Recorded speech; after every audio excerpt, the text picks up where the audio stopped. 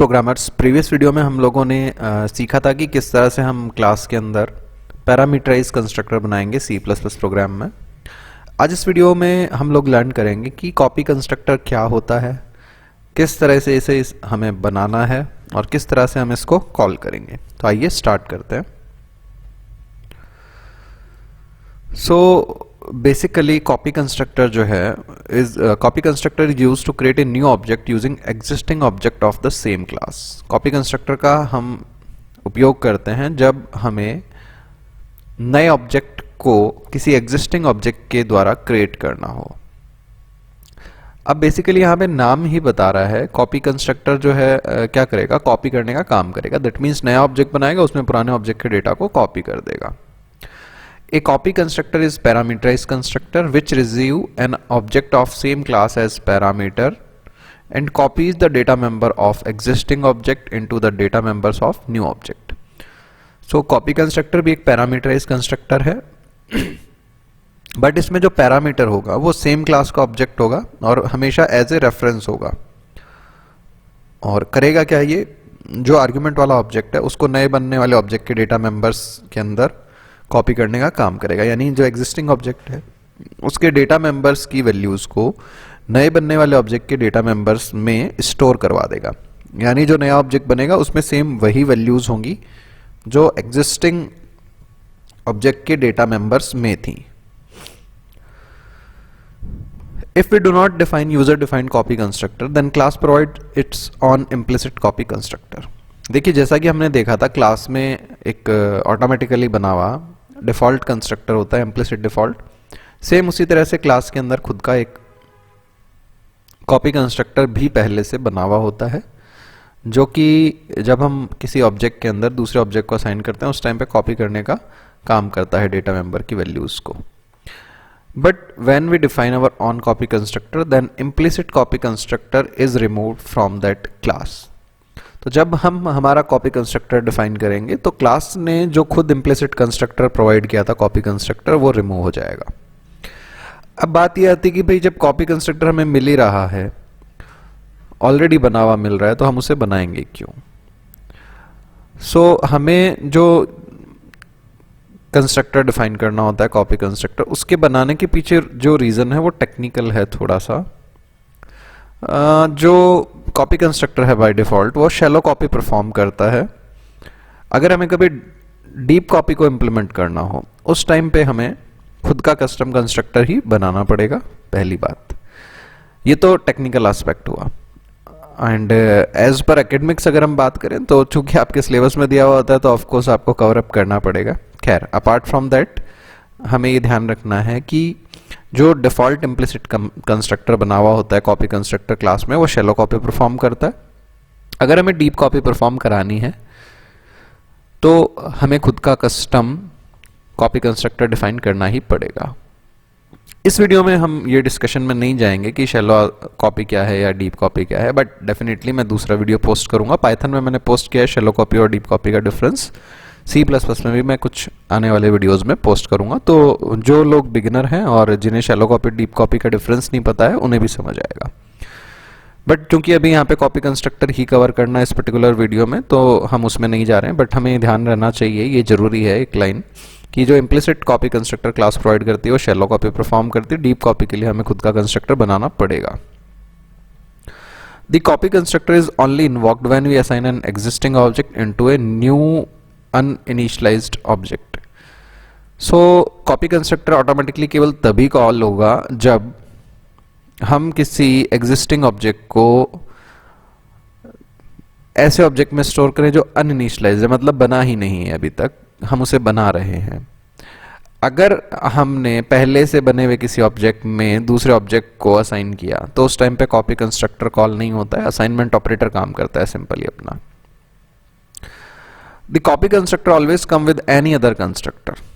अब देखिए copy constructor कर क्या रहा है, पहले से बने हुए ऑब्जेक्ट को कॉपी करवा रहा है किसमें, नए बनने वाले ऑब्जेक्ट में। तो एकदम मतलब कॉमन सेंस वाली बात है कि ऑफ कोर्स जब कॉपी कंस्ट्रक्टर बनाएंगे तो इसके साथ कोई ना कोई दूसरा कंस्ट्रक्टर होगा। क्यों होगा? क्योंकि एक ऑब्जेक्ट से हम नया ऑब्जेक्ट बना रहे हैं, तो दैट मीन्स पहले वाला ऑब्जेक्ट बनाया, पहले वाला ऑब्जेक्ट बनाया तो किसी ना किसी कंस्ट्रक्टर से बनेगा ऑफ कोर्स, है ना, that's why. The assignment operator also copies the data member of object into another object of the same class. अगर सेम क्लास के ऑब्जेक्ट्स को हम असाइन करें तो असाइन भी कर सकते हैं नॉर्मली असाइनमेंट ऑपरेटर से. तो आइए हम एग्जांपल देखते हैं इसका.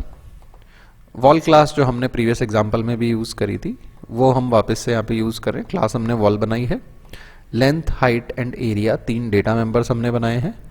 ये हमारे पास पैरामीटराइज कंस्ट्रक्टर है जो प्रीवियस वीडियो में भी हमने यूज़ किया है. 2 इंटीजर एल एंड एच को ये एज आर्ग्यूमेंट ले रहा है, लेंथ, हाइट और एरिया को इनिशियलाइज कर रहा है. अब डिफ्रेंशिएट करने के लिए कि भाई किस समय पर कौन सा कंस्ट्रक्टर कॉल हो रहा है, उसके लिए मैंने जानबूझ करके यहाँ पे मैसेज डाला है. ये मैसेज कोई कंपलसरी नहीं है, केवल आप लोग जो बिगिनर्स हैं उनको समझाने के लिए मैं ये लाइन डाल रहा हूँ, जिससे ये पता लगे कौन से ऑब्जेक्ट के टाइम पर कौन सा कंस्ट्रक्टर हमारा कॉल हुआ है. ये पैरामीटराइज हो गया. देन हमने कॉपी कंस्ट्रक्टर बनाया है.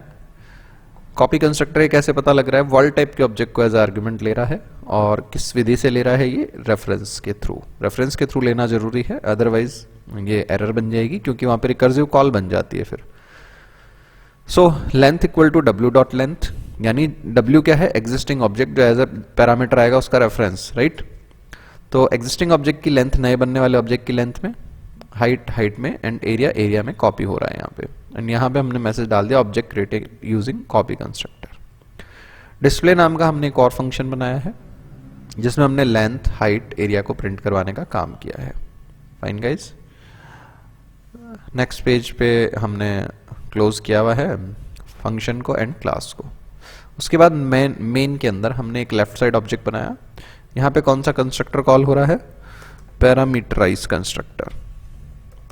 फाइन, क्योंकि 2 इंटीजर हम पास कर रहे हैं. एंड राइट साइड एक सेकंड ऑब्जेक्ट में बना रहा हूँ, इसके ब्रैकेट में मैंने लिखा है लेफ्ट साइड, या मैं असाइन भी कर सकता हूँ, डायरेक्ट असाइनमेंट ऑपरेटर से भी लिख सकता था इस तरीके से. ठीक है ना, दोनों में से कोई भी तरीका हम यूज कर सकते हैं जो आपको कंफर्टेबल लगे.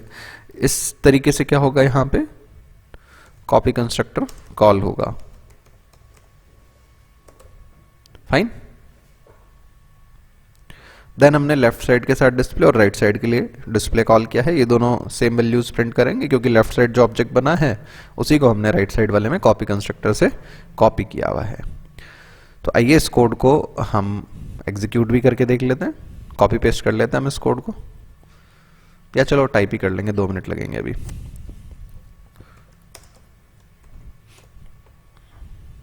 सो डेवलपर C++ मैंने ओपन किया and hash include IOStream and using name space std वाली जो स्टेटमेंट्स है मेरी वो मैंने अप्लाई करी. क्लास वॉल बनाई हमने,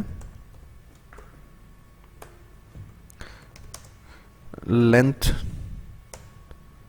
हाइट एंड एरिया, ये 3 हमने डेटा मेंबर्स बना दिए. ये तीनों प्राइवेट है, बाय डिफॉल्ट मोड प्राइवेट ही होता है. नाउ यहाँ पे वॉल का हमने पैरामीटराइज कंस्ट्रक्टर बना दिया. ये पैरामीटराइज कंस्ट्रक्टर है हमारा. Length equal to L, height equal to H and area equal to length into height. ये हमने असाइन करवा दिया है. एंड एक मैसेज भी डाल रहा हूं ताकि हमें पता लगे कौन सा कंस्ट्रक्टर किसके लिए कॉल हुआ है. मैसेज डाल दिया object created using parameterized constructor.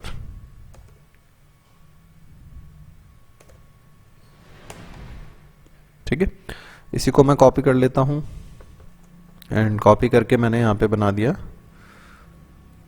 Copy constructor. Copy constructor के लिए आर्ग्यूमेंट जो है वो ऑब्जेक्ट टाइप होंगे इसी क्लास का, वॉल, और बाय रेफरेंस ही बनाना है तो रेफरेंस टी कर दिया मैंने, या डब्ल्यू, जो भी आपको यूज करना हो कर सकते हो. Length equal to W dot length, height equal to W dot height and area equal to W dot area. ये हमने असाइन कर दिया. और मैसेज चेंज कर दिया object created using copy constructor. एक हमने डिस्प्ले फंक्शन बनाया हमारा, या प्रिंट भी बना सकते हैं, जो भी आपको अच्छा लगे, नाम जो देना हो।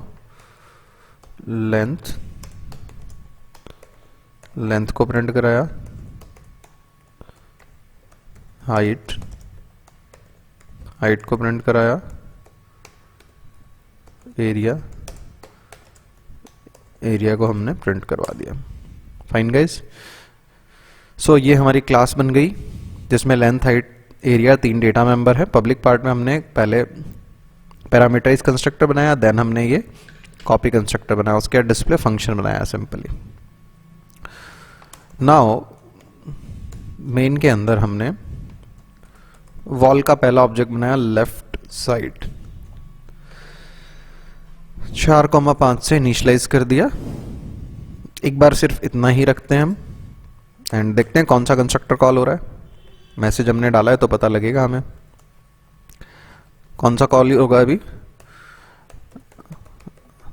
हमारा जो अभी जो कॉल होगा वो होगा पैरामीटराइज, राइट, क्योंकि हमने इंटीजर टाइप के पैरामीटर लिए तो इंटीजर टाइप वाला फंक्शन कॉल हो जाएगा। सो अब जब हम इसको रन करा रहे हैं, ये देखिए, वेट करते हैं इसका एग्जीक्यूशन के लिए।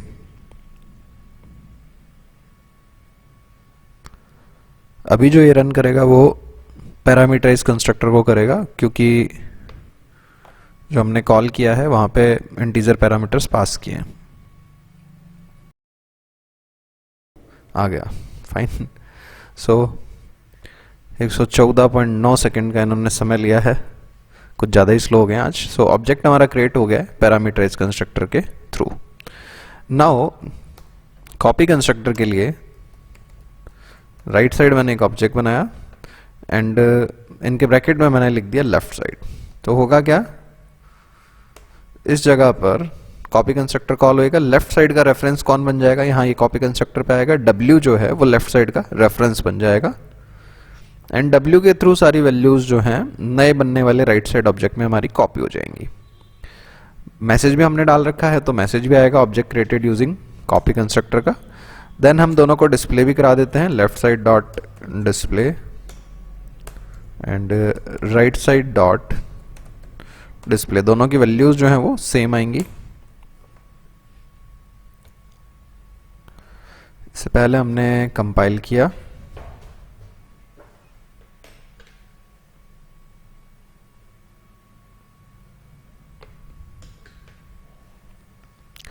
Taking too much time. Fine, then हम इसे एग्जीक्यूट कर रहे हैं, तो हमने रन पे क्लिक किया। थोड़ा सा टाइम लेगा but wait and watch.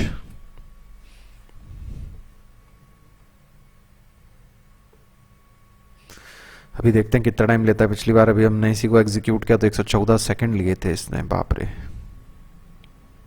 Anyways, तब तक हम कुछ कवर अप करते हैं, आउटपुट भी आ ही जाएगा, उसमें कोई इशू नहीं है। सो गाइज, जब हम ये नया ऑब्जेक्ट बना रहे हैं एंड इसकी बजाय अगर हम असाइन भी करेंगे तो भी कॉपी कंस्ट्रक्टर कॉल होगा।